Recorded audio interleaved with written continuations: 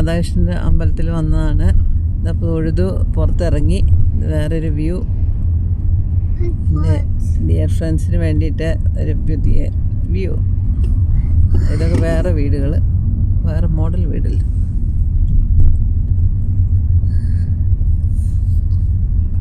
ഇതാ കടകളൊക്കെ.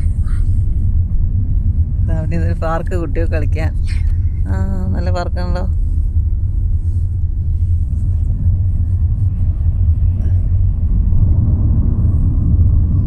ഇനി ഞങ്ങൾ അടുത്തത് ഇസ്കോൺ ടെമ്പിളിലേക്ക് പോകാം. അവിടെയൊക്കെ നല്ല മാർക്കറ്റ് ഉണ്ട്. കുറേ സാധനങ്ങളുണ്ടായിരുന്നു.